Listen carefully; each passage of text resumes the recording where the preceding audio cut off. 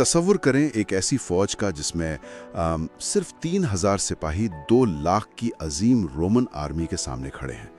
नुकसान इतना यकीनी है कि मुसलमानों के 3 जनरल्स एक के बाद एक मारे जा चुके हैं। फौज में बिल्कुल अफरा तफरी है और फिर एक शख्स आगे बढ़ता है, झंडा उठाता है और ना सिर्फ उस बिखरती फौज को बचाता है बल्कि आगे चलकर दुनिया की 2 सबसे बड़ी सुपर पावर्स को घुटनों पर ला देता है।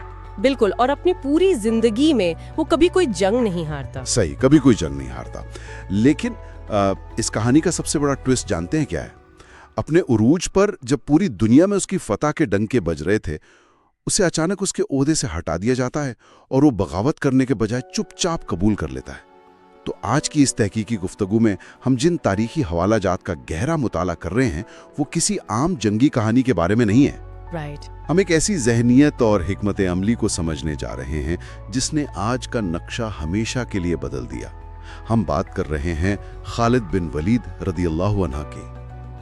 और इस डीप डाइव में हमारा मकसद सिर्फ वाक़यात की फहरिस्त दोहराना नहीं है।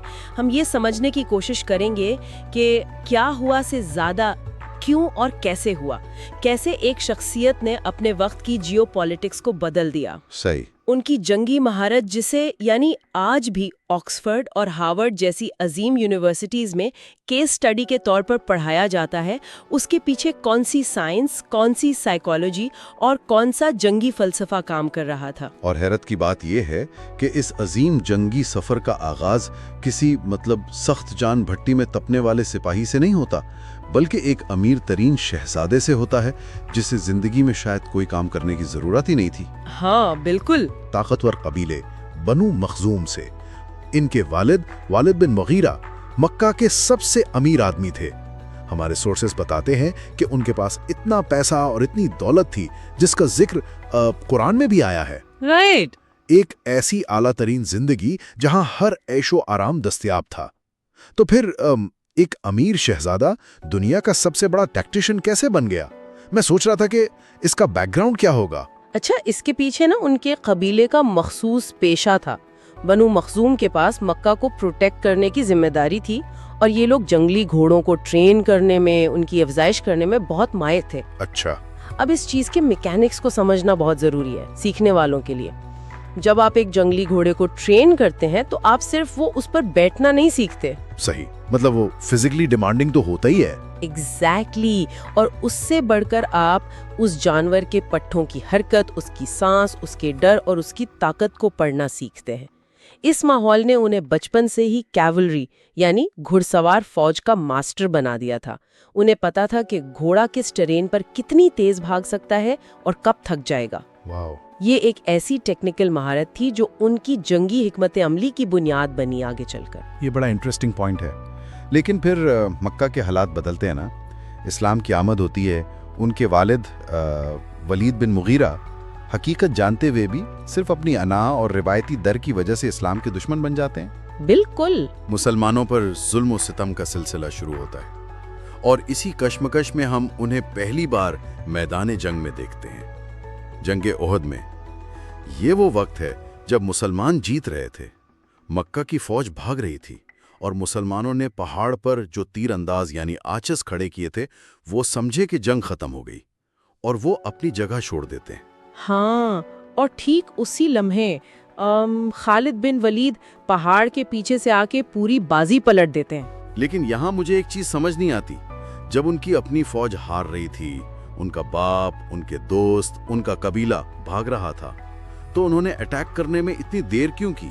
वो तो फौरन जज्बाती होकर हमला कर सकते थे। देखें, यही वो फर्क है जो एक आम सिपाही और एक जंगी मुहक्किक के दरमियान होता है। जब उनकी फौज भाग रही थी और मक्का के लीडर अबू सुफियान चीख चीख कर उन्हें आगे आने को कह रहे थे, तब भी वो अपनी जगह पर मुतमईन थे। अच्छा। क्योंकि वो जानते थे कि अगर वो सामने से हमला करेंगे तो पहाड़ पर खड़े आर्चर्स उनके घुड़सवार फौज को तीरों से छलनी कर देंगे। कैवलरी की सबसे बड़ी दुश्मन ऊंचाई पर खड़ी इन्फेंट्री होती है। सही। उन्होंने जज्बात को आड़े नहीं आने दिया, वो वेट करते रहे।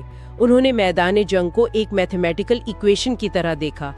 जैसे ही उस इक्वेशन का एक वेरिएबल अपनी जगह से हटा, यानी आर्चर्स ने पहाड़ छोड़ा, उन्होंने उस 0 पॉइंट पर एग्जैक्ट टाइमिंग के साथ स्ट्राइक किया। इसका मतलब है उनकी असल ताकत उनकी तलवार नहीं थी? बिल्कुल नहीं। उनका पेशेंस था, अपने जज्बात पर कंट्रोल और दुश्मन की जहनियत को पढ़ना। ये बिल्कुल ऐसा है जैसे चेस का एक ग्रैंड मास्टर बोर्ड पर अपने खिलाड़ी की एक छोटी सी गलती का इंतजार कर रहा हो, और जैसे ही वो गलती हो वो पूरी बाजी पलट दे। एग्जैक्टली। लेकिन यहाँ पर आकर कहानी में एक बहुत बड़ा शिफ्ट आता है।